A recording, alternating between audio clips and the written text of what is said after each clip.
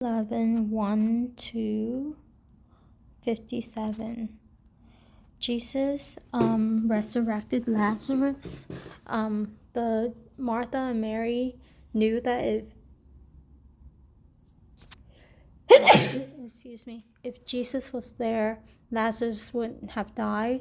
But he actually said that it's a good thing that he wasn't there, because then God would be glorified. And so after, when I read this, I thought about how the blind man was healed, and then Jesus kind of retreated, and now God orchestrated the event for Lazarus to die, but then God will raise God did that so that he will allow Jesus to raise Lazarus back and show his glory through other signs and miracles. Martha and Mary didn't understand that at first. They thought that he will be raised to life again at the resurrection. So it's like they understood that there will be a last judgment and there will be a resurrection of the dead in the Jewish culture back then, back during Jesus' time.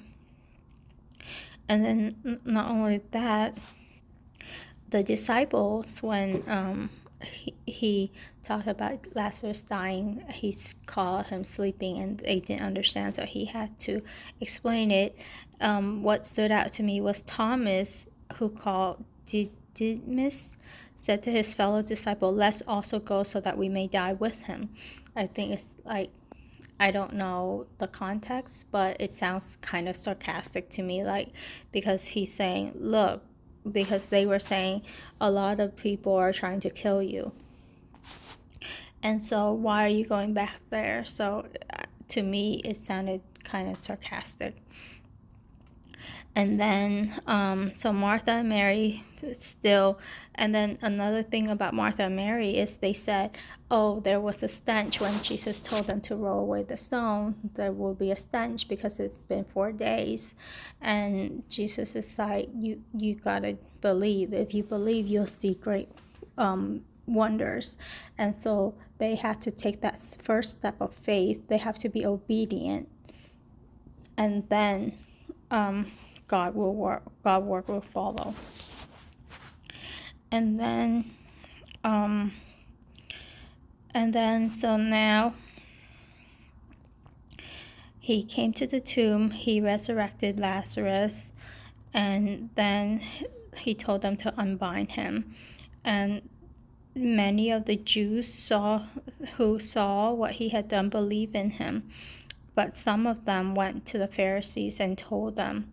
And so they conspired to kill Jesus, and it says right here that if we let him go on like this, all the people will believe in him, and the Roman will come and take over both our place and our nation. So I feel like even if they think Jesus is the Messiah, they fear Rome more than they believe in the power of their Lord. And so that's why they devised a plan where they said it is for your best interest that one man die for the people and the whole nation not perish instead.